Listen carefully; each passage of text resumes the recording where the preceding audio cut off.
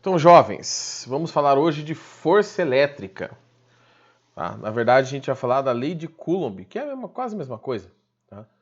Então, temos aqui a lei de Coulomb. Tá? O que é a lei de Coulomb? A lei de Coulomb é a lei que vai tratar da força entre as cargas, a força eletrostática, da carga em repouso.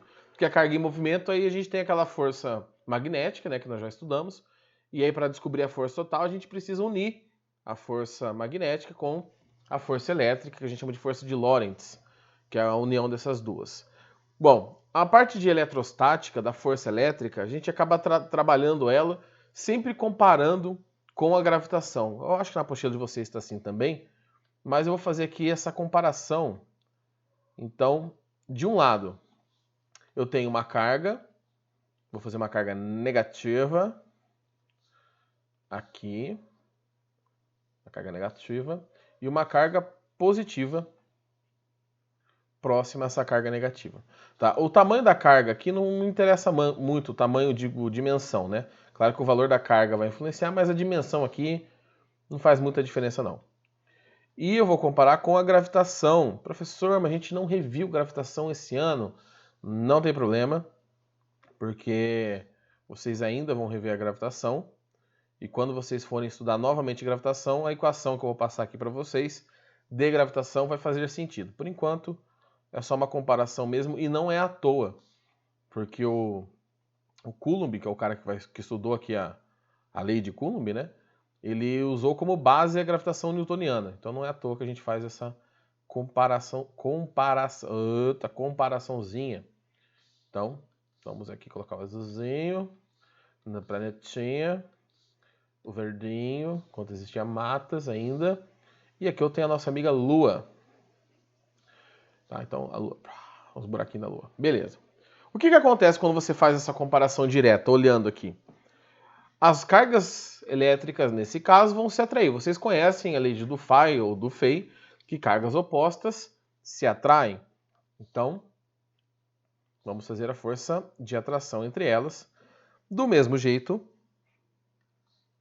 que a gravitação, aqui é a força elétrica, do mesmo jeito que a gravitação vai agir aqui entre Terra e Lua.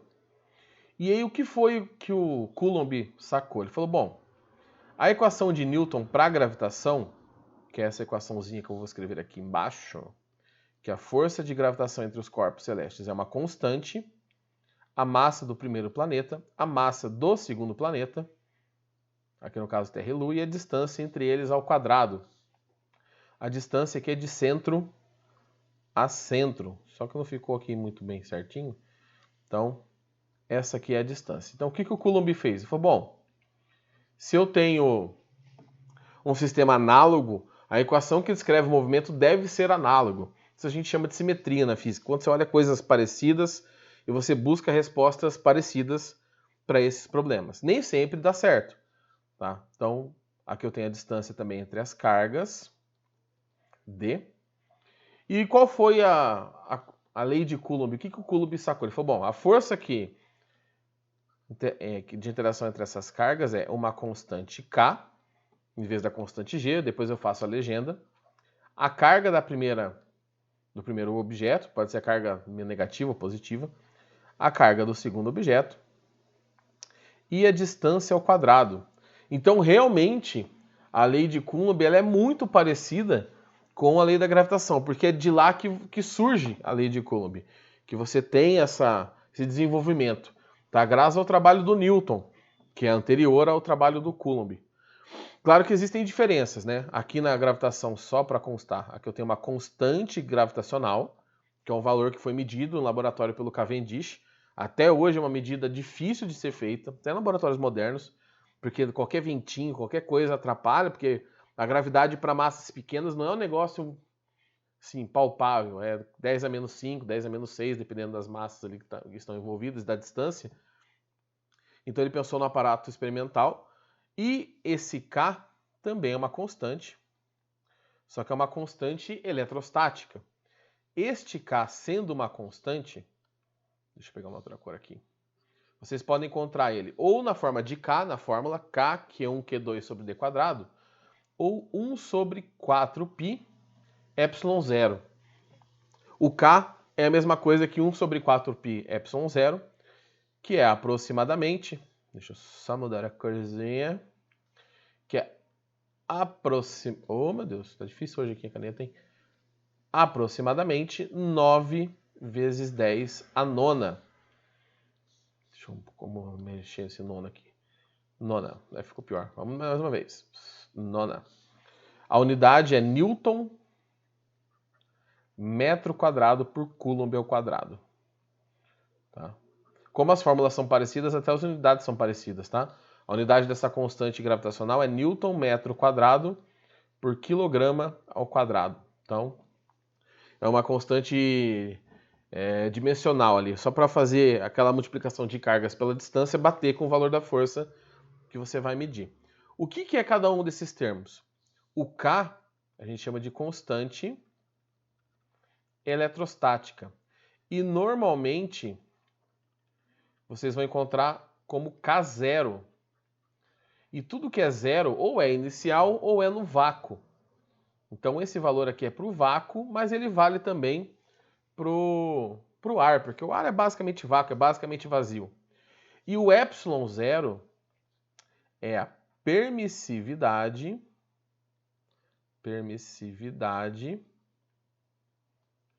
elétrica do vácuo. Tá? Professor, mas por que escreve, dá para escrever de duas maneiras? A permissividade tem um outro valor, 8,86, alguma coisa assim, tá? 10 alguma coisa. Porque o epsilon zero ele tem um significado físico. Então, pensando na física mesmo, quando a gente vai trabalhar com coisas físicas ali na graduação, ou você quer ser mais rebuscado, você usa o epsilon zero para informar que ali tem uma influência do meio, tá? O que significa essa permissividade? É como que o campo elétrico viaja naquele meio, que é um próximo tópico nosso, né? Como que essa carga elétrica consegue influenciar coisas em volta? Se eu tenho uma caneta aqui que é uma carga elétrica, por exemplo, essa caneta que está carregada. Se eu coloco um objeto próximo a 10 centímetros, aqui mais ou menos assim, você tem uma influência elétrica ali, uma atração. Tá? Pode ser por indução, a indução eletrostática que a gente viu na aula passada. Se eu coloco um objeto no meio, uma caneca, e do outro lado eu quero medir a força eletrostática, essa caneca vai atrapalhar essa influência elétrica. Ela vai interagir com esse meio. Então aí já não é o K0, é um K da caneca, da cerâmica. Tá? Mas, em geral, a não ser que ele te passe um K diferente, é esse valor que você vai usar. 9 vezes 10 a nona. Também, para constar aqui, a constante gravitacional é de aproximadamente 8,87 vezes 10 a menos 11, se não me falha a memória, Newton metro quadrado por quilograma ao quadrado. Ou seja, é muito menor, tá, do que a constante elétrica. É uma diferença de mais ou menos 20. É 10 elevado a 20 de diferença. Isso implica algo que a gente já sabe no dia a dia, que a eletricidade é muito mais ativa, é uma força muito mais intensa do que a gravitação. Ninguém morre de gravitação. Ah, é gravidade, eu morri. Tá? A não ser que você caia de algum lugar, ou se jogue.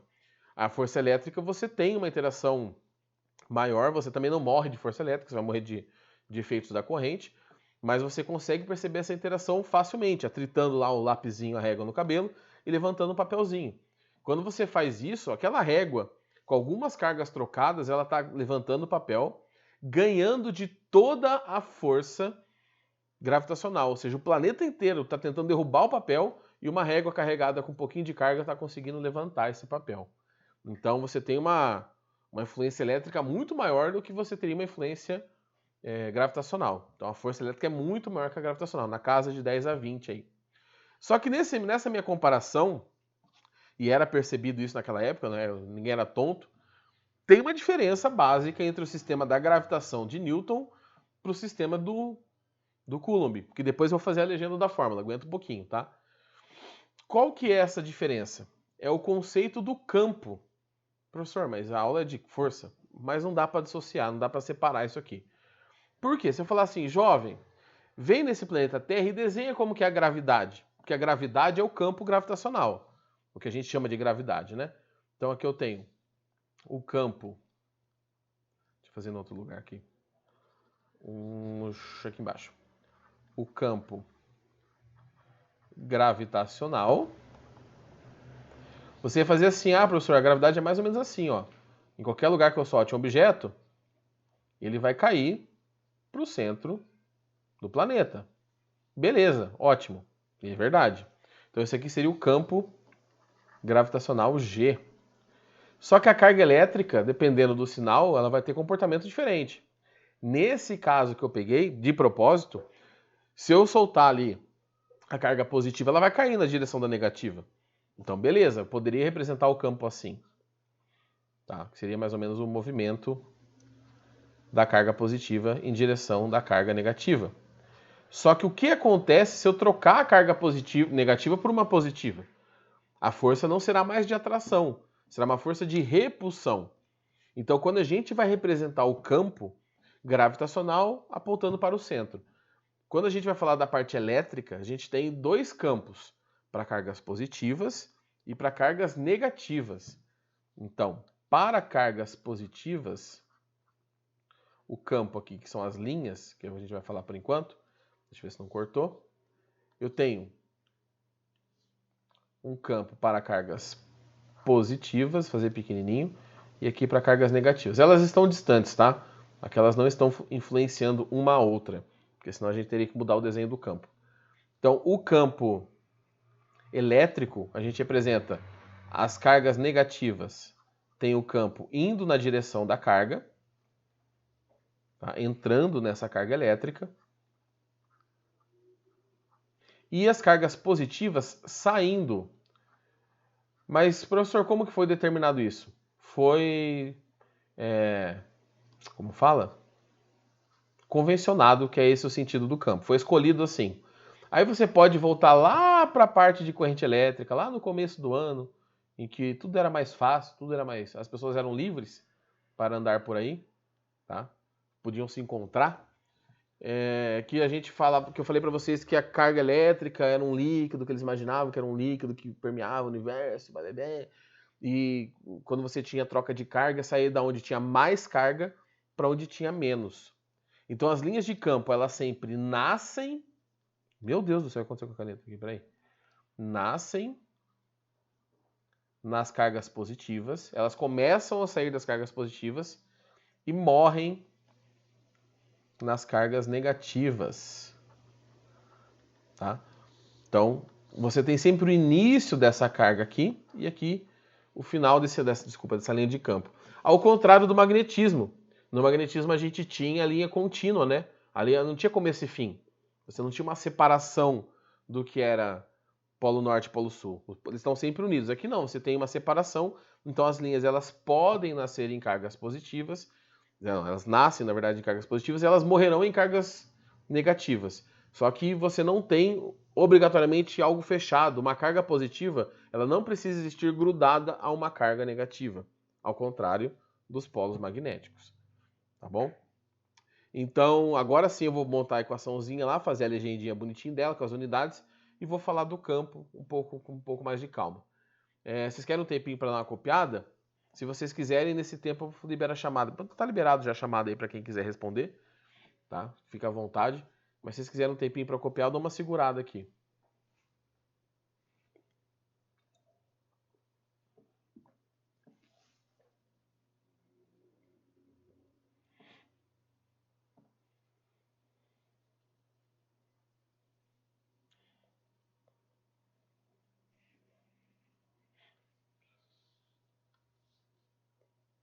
Bom, a equação da força elétrica, então, que é a lei de Coulomb, é K, Q1, Q2 sobre D quadrado. Essa é a nossa equaçãozinha. Tá? Significado de cada uma dessas variáveis. Fe é a força elétrica. K é a constante, que eu já falei para vocês quanto que vale. Os Qs são as cargas envolvidas. Então você vai sempre calcular cargas envolvidas. você sempre vai calcular a força de par de carga. Ah, professor, tenho 3 cargas. Aí você tem que calcular, por exemplo, a carga 1, 2 e 3. A força de 1 e 2, a força de 2 em 3 e a força de 1 em 3 e aí assim por diante. Tá? É sempre de par que a gente calcula o valor da força. Não é à toa que a força é a interação entre dois corpos. E D é a distância entre... Oh, meu Deus do céu. Entre estas cargas. Distância. A medida da força é em newtons, como toda força no sistema internacional. A distância é em metros. A carga é em coulomb. E a constante, vocês já sabem que é newton por metro quadrado. Newton metro quadrado por coulomb ao quadrado. Tá? Outra coisa importante das linhas de campo. Quando a gente fala daquelas linhas de campo que eu falei que nascem no positivo e negativo, então vou colocar aqui ó, os tópicos que são importantes.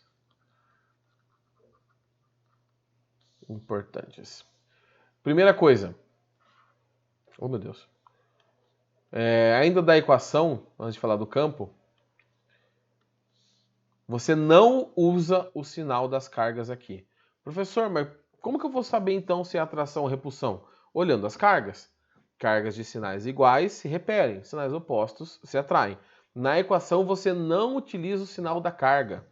Então, não utilizamos o sinal, isso não cortou, da carga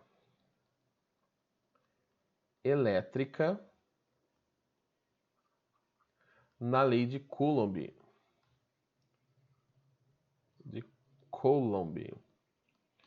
Tá. Outra coisa importante agora em relação aos campos, as linhas de força, as linhas de campo. Tá? As linhas de campo jamais se cruzam. Já vou mostrar aqui num desenho o que eu estou querendo dizer com isso. E por fim, a quantidade de linhas de campo é proporcional ao valor da carga. A quantidade de linhas de campo é proporcional. Cadê o botão de apagar aqui? Apaga. É proporcional ao módulo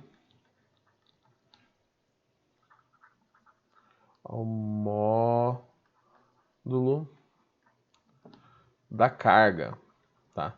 Então, da equação ali, o que eu estou querendo dizer com as linhas não se cruzam é proporcional. Se eu tenho duas cargas aqui, por exemplo, positiva e negativa, agora elas estão próximas, tá? Eu estou considerando como uma está influenciando a outra. As linhas de campo sempre nascem nas positivas e morrem nas negativas. E aqui nesse meu desenho, eu vou fazer de propósito, deixa eu ver se cortou, não cortou.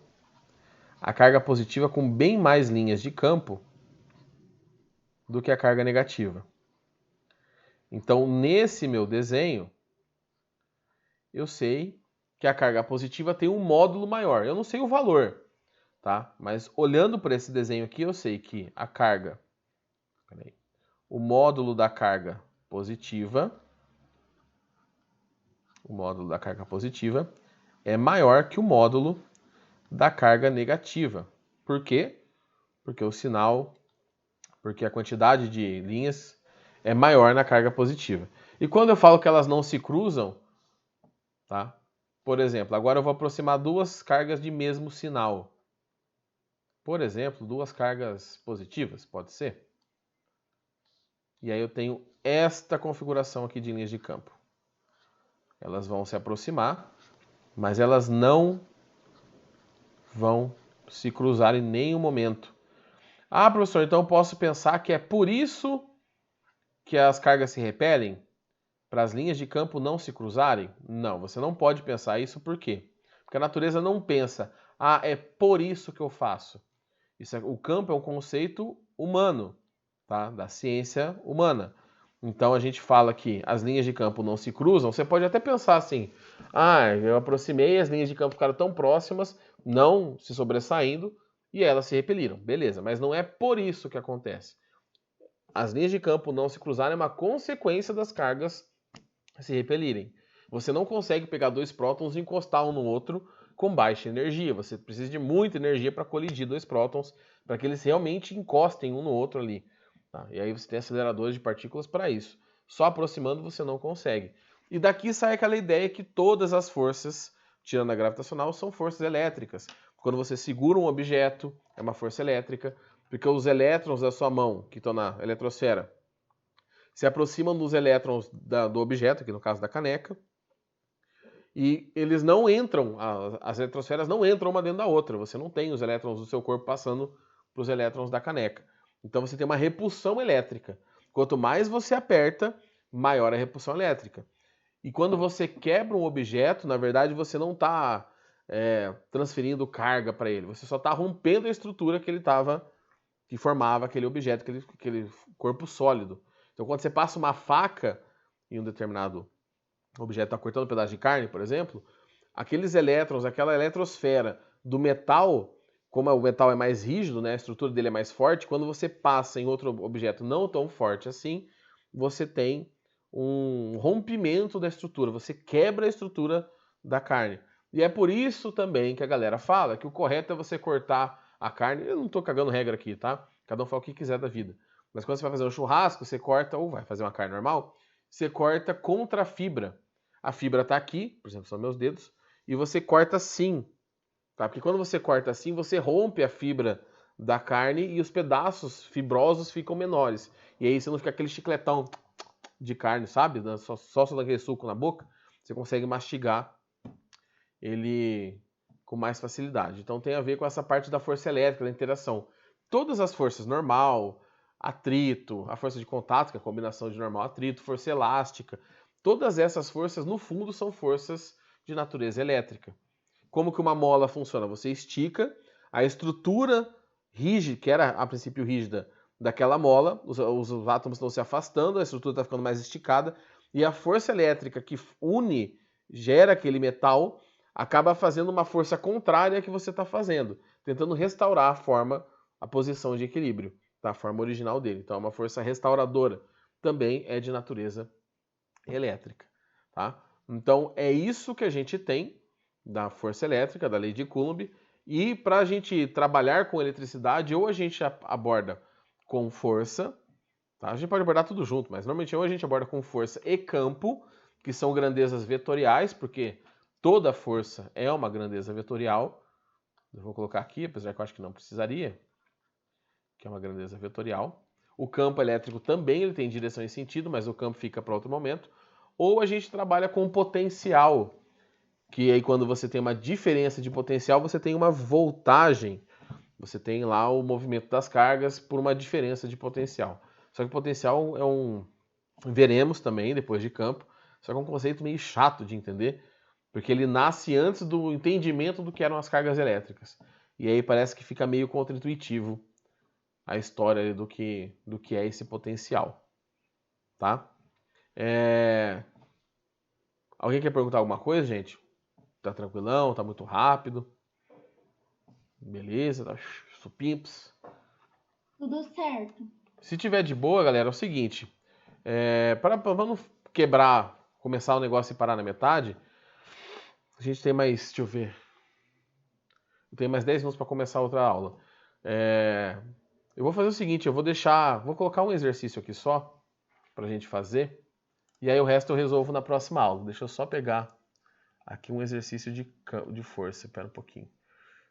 Aqui. Vai, filho, abre. Aqui, beleza. Então, lá na apostila de vocês é a primeira módulo da frente 3 aí, da apostila 3. Esse aqui é o primeiro exercício. Então, vamos para as informações do exercício. Duas partículas A e B estão fixas numa mesa de um laboratório, a uma distância de 2 centímetros uma da outra. Isso é uma coisa que você sempre tem que tomar cuidado, a tal da unidade, né? 2 centímetros eu preciso transformar para metro. Então eu vou multiplicar por 10 a menos 2. Professor, eu quero dividir por 100. Então divide. Mas eu não vou dividir não. Porque a gente vai levar esse número ao quadrado depois, né? Porque a distância é ao quadrado. E aí vai dar ruim 0,02 ao quadrado, você vai fazer uma caca do tamanho do mundo. O meio é o ar, então eu posso considerar que o meu K, que ele até passou ali, né? 9 vezes 10 a nona, Newton metro quadrado por Coulomb ao quadrado. E você tem as duas cargas. Então a carga 1 vale 4 vezes 10 a menos 4 coulombs. E a carga 2, deixa eu ver aqui, vale 8 vezes 10 a menos 9 coulombs. Determina a intensidade da força elétrica. Ele não quer saber sentido nem direção. Então, se alguma fosse negativa, também não faria diferença nenhuma, porque eu só quero o valor da força aqui. Então, força elétrica é a constante, a carga 1, a carga 2, dividido pela distância ao quadrado. A constante é 9, 10 a nona. A primeira carga, 4, 10 a menos 4. Professor, faz diferença eu substituir na ordem aqui? Não, né? A ordem dos fatores não altera o produto.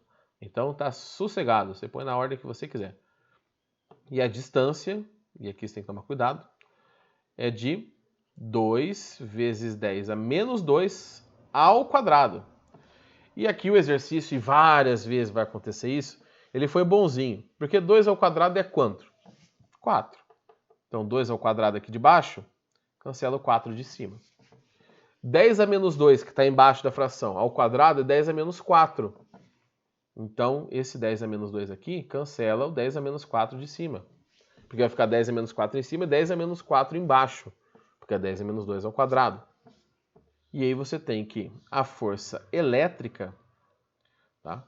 9 vezes 8, 72.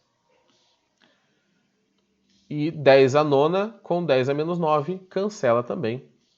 Então você tem que a força é de 72 newtons. Essa é a força entre essas cargas. É uma senhora de uma força, tá? Aqui é meio exagerado. É uma força mais ou menos aí de 7 quilos. Se você segurar um objeto de 7 quilos, é mais ou menos essa força que você tem. Então, aqui é aquele exercício só para treinar mesmo. E aí na próxima aula, nossa, daqui a pouquinho, eu vou fazer bastante, eu acho que praticamente todos, só um exercício que eu não separei, de força. Por quê? Porque você pode ter duas cargas, você pode ter três, e aquela propriedade vetorial vai aparecer. De somar os vetores, somar pelo polígono lá, somando o vetor no, desenhando o vetor depois do outro, paralelogramo, e aí as propriedades de vetor vão ser a parte mais chata. Mas normalmente aqui é bem tranquilão. É só entender que você não joga o sinal na fórmula, jamais. Professor, não tem jeito? Tem um jeito de usar o sinal. Só que você tem que estar trabalhando com cálculo vetorial. Com tudo sendo vetorial ali que é possível. E aí você tem que estabelecer referenciais vetoriais. E vocês não fazem isso no ensino médio. Tá? Ninguém faz. Não é, porque nós não fazemos, outros fazem. Não, ninguém faz. Isso é coisa de graduação. Tá? Aí sim a gente usa o sinal. Mas se não, fica por isso mesmo. Beleza? Então, jovens, ó. Oi? Pode falar. Tem como voltar na página seguinte, passada, porque eu esqueci de tirar print? Sim, senhora. Essa aqui? Vou tirar. Pronto, obrigada. Então, jovens, até daqui a pouquinho, com os exercícios de força. Não sei se vocês têm aula ao vivo agora nesse mês. Se vocês não tiverem e quiserem ir tentando fazer, eu não sei se tem aula gravada para ver também, não sei como funciona. Tem, né? Ao vivo, então esquece. Então, até daqui a pouco com os exercícios de força elétrica. Certo? Boa aula aí para vocês. Daqui a pouco nos vemos novamente.